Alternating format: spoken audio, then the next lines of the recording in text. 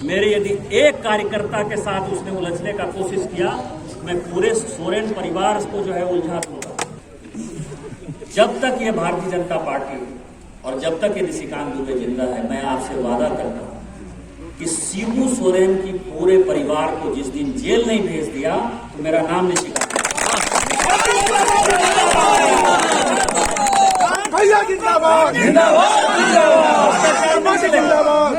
ये भ्रष्टाचार नहीं चलेगा।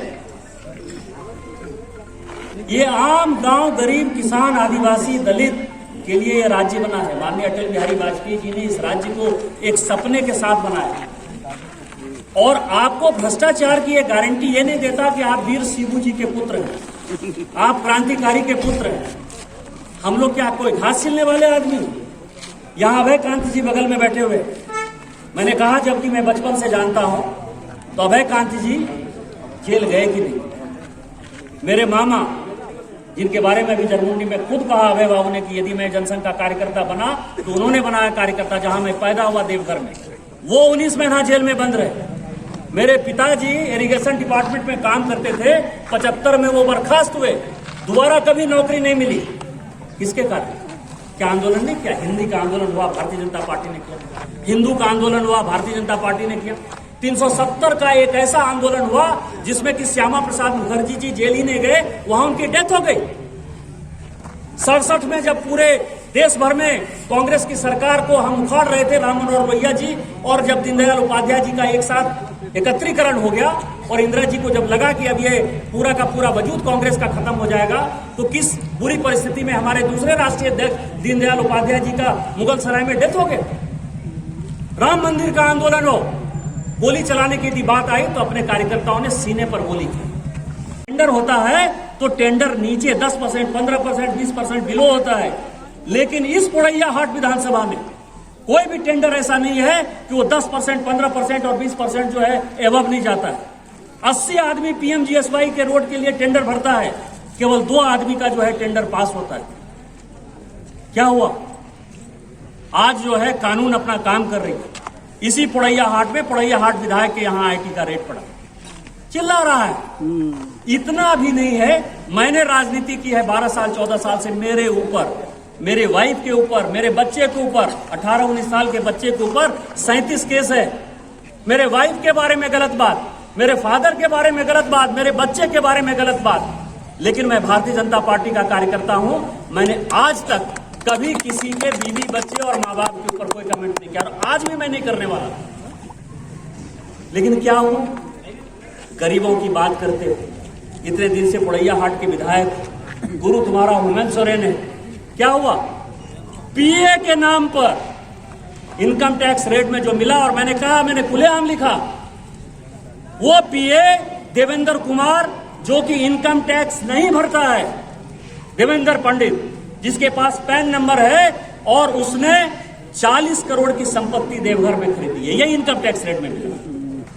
श्यामाकांत यादव, गुड्डू मियां, मनोज अकेला, उसने जो है आज तो मेरे साथ उसी 3 में से एक आदमी दिल्ली से ही आ रहा, उसने कहा कि भैया जो आप कर रहे हैं एकदम सही है, आप जो कहिएगा हम करने को तैयार हैं। वो मेरा संपत्ति नहीं है, वो संपत्ति प्रदीप यादव का है। 15 करोड़ का देवसंघ के पास संपत्ति खरीदा है। बेला बगान में जो संपत्ति है उसकी कीमत कम से कम 25 करोड़ है।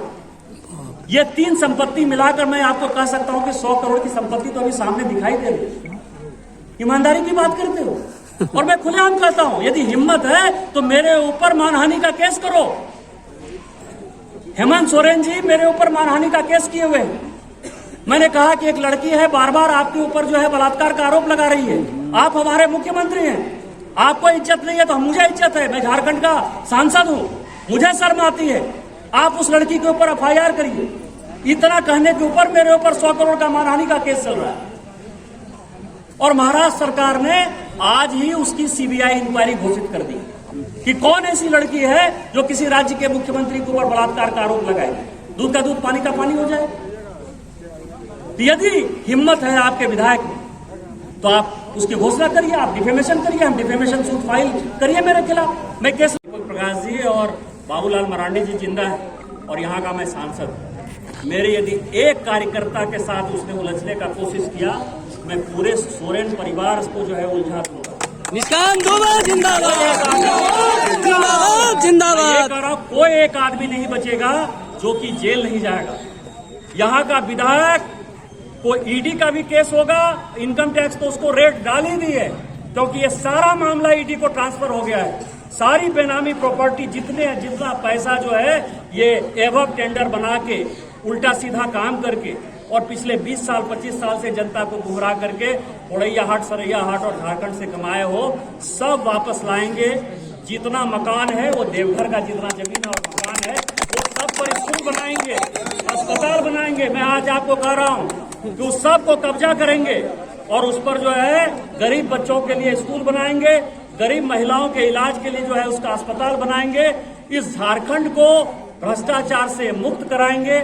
और मैंने जो आपको कहा कि मैं देवघर में पैदा हुआ, 3 बार यहाँ का सांसद, लेकिन अभी भी मैं यहाँ का वोटर इसलिए नहीं बना हूँ कि मुझे पता था कि यदि मैं लड़ाई शुरू करूंगा इस सोरेन परिवार के खिलाफ तो लोगों को लगेगा कि निशिकांत दुबे मुख्यमंत्री बनने के लिए सब कर रहा है। मैं मुख्यमंत्री बनने के रेस में नहीं हूँ।